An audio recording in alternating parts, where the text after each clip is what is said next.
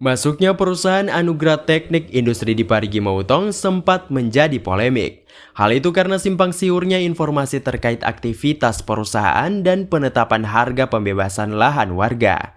Olehnya itu, pemerintah daerah Parigi Motong (DPRD) bersama Forum Komunikasi Pimpinan Daerah atau Forkopimda memediasi pertemuan antara PT ATI dan warga Kecamatan Siniu, khususnya 5 desa yang masuk dalam rencana kawasan industri, Senin 10 Juli 2023. Pertemuan yang digelar di ruang rapat Bupati itu dipimpin langsung oleh Wakil Bupati Parigi Motong Haji Badrun Gai SE, DPRD dihadiri Wakil Ketua 1 Faisan Badja dan Wakil Ketua 2 Alfred Stonggiro, dihadiri Kapolres AKBP Yudiarto Yoni SIK dan jajarannya, Kepala Kejari Ikhwanul Saragi dan Kasih Intel, Kepala PN Parigi dan perwakilan TNI, pemerintah Kecamatan Siniu, Kepala Desa dan perwakilan masyarakat.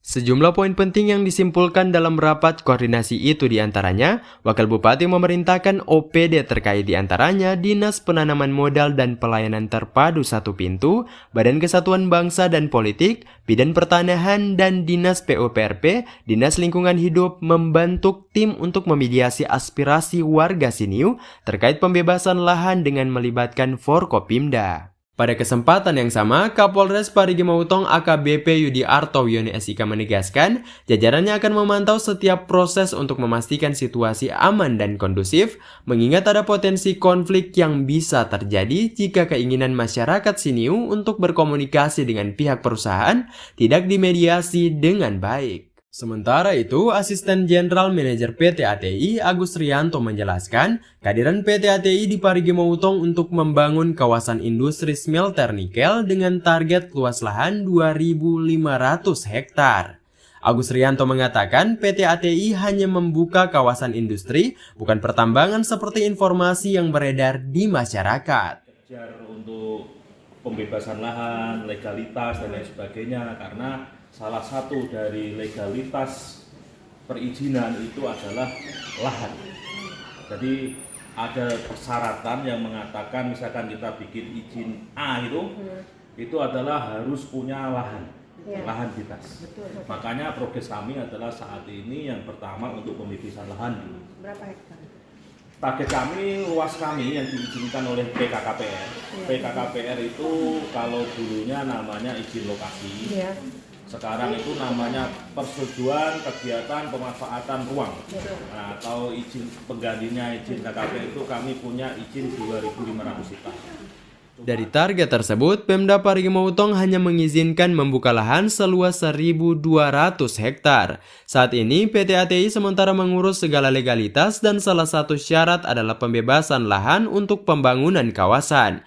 Pihak perusahaan sudah aktif melengkapi semua syarat perizinan sekitar 5 bulan lalu.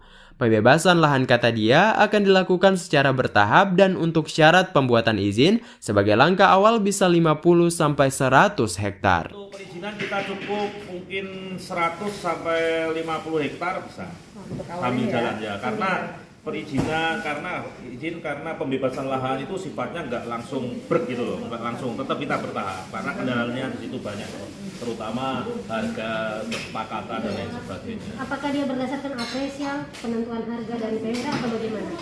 Nah, kebetulan rapat dari tadi adalah kesimpulan terakhirnya kita akan dibentuk untuk membuat tim yang nanti itu mungkin di dalamnya mengatur itu. Cuman untuk masalah harga dan lain sebagainya belum diputuskan.